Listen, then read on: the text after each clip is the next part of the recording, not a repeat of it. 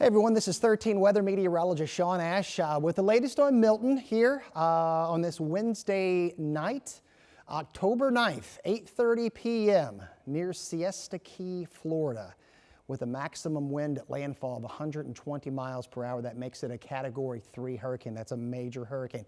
Pressure was rising at the time of landfall at 954 millibars. This is a snapshot at 8:30, what it looked like.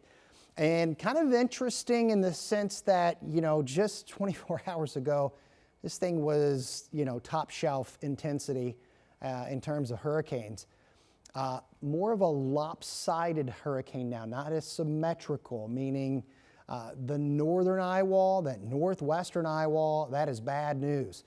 The dry air that's been entrained into the system has eaten away at the eastern and southern portion, and that's going to be key for who gets what for the remainder of tonight.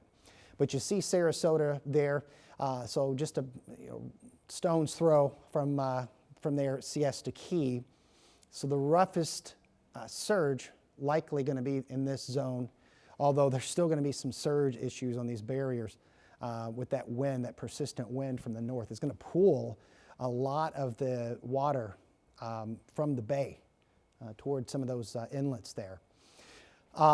As we move through the remainder of the night, and we're already seeing this, we talked about near and north of the northern eye wall would get the heaviest rain and wind.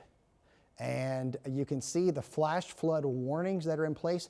These are radar rain estimates already exceeding a foot over a large area.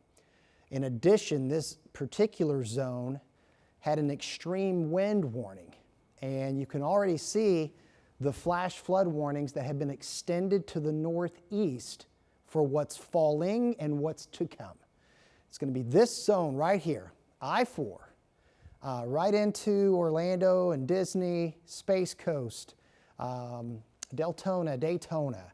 Remainder of the night will get the heaviest rain and will get the strongest wind as this thing remains at hurricane strength.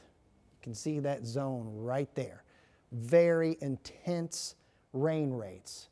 So we've had there's going to be areas of surge flooding, but this is going to be a big, big deal. This is a highly populated area that is going to get into flash flooding rainfall here, over a foot in a lot of locations within that zone here.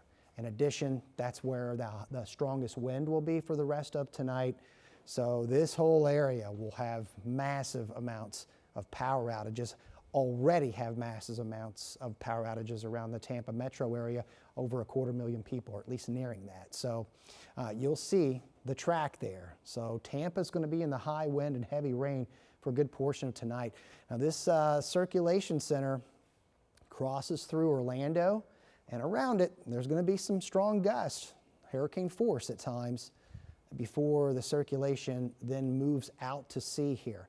What's interesting, let me go back here because I want to show you that. What's very interesting is that the central and southern portion of the circulation center, we talked about that dry air, there's going to be very little rainfall south of the eye track.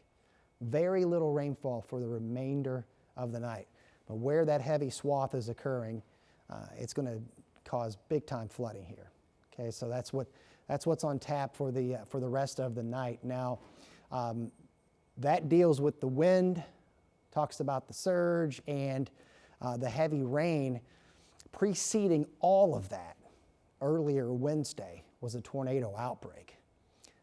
Over 20 reports, so many tornado warnings issued by the Weather Service offices here over the central and southern portion of the peninsula.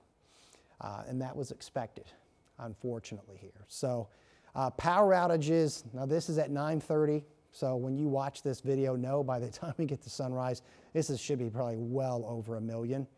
I mentioned almost 250,000 there around Tampa, St. Pete. So, and there's much more wind to go tonight and into the morning hours. So we will see those numbers climb big time.